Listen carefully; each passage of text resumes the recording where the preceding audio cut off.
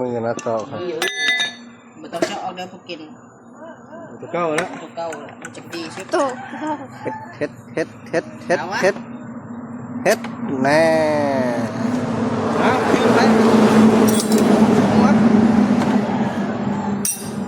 นี่มันได้พอ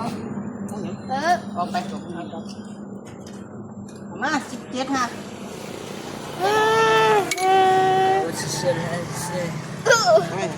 พ่อจะเห็นยกกระหัตถ์สองอันที่ไหนหลายก็สองอันที่ไงเห็น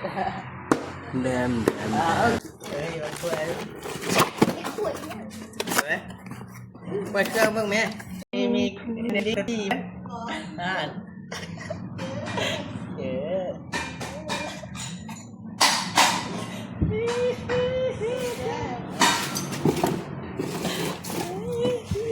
แบบนี้เยอะเลยดีแล้วว้าวโอ้ยตาเด็กเหนื่อยจริงๆเลยมาตัวตัวจับตัวจับไอ้ขวด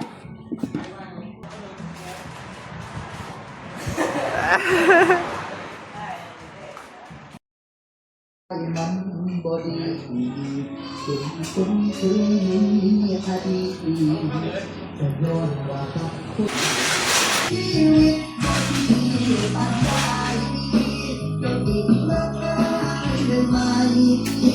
ติดมาจังยัง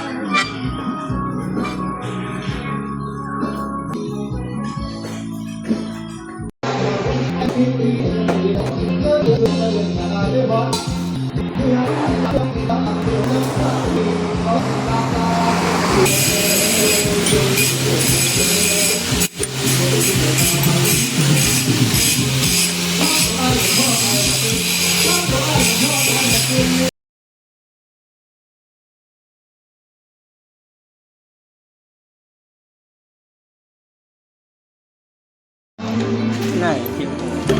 โอ้ยคนที่มันขาดไปเป็นเคยนำมาเป็นใจคนที่ไหนฮักคนทางนี้ก่อนมีตัวกลางกันได้ตัว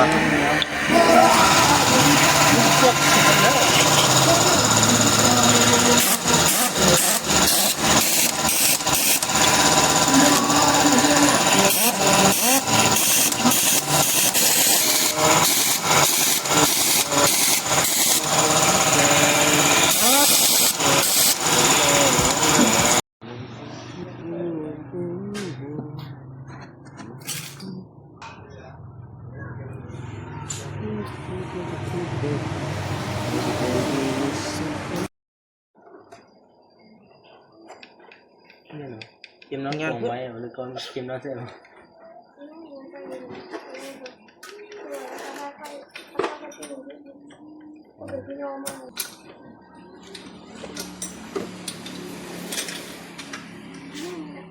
เจ้าใครจะทำก็จะยืนดูนะแล้วค่อยอีกแล้วจีที่คนมาพามีใครกันเข้าไปแล้ว